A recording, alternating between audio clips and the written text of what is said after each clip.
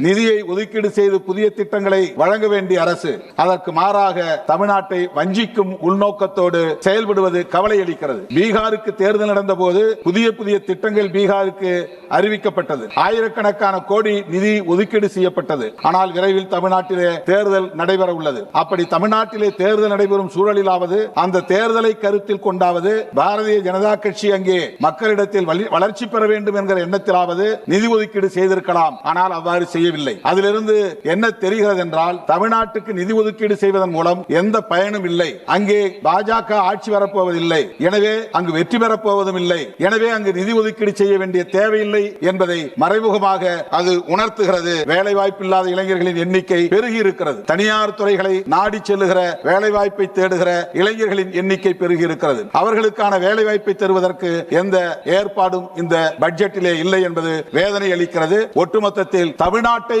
இந்த பட்ஜெட் வஞ்சித்திருக்கிறது. இது போன்ற ஓரவஞ்சனை போக்குகள் ஒட்டுமொத்த இந்தியாவின் வளர்ச்சிக்கு எதிராக அமையும். அவை தலைவர்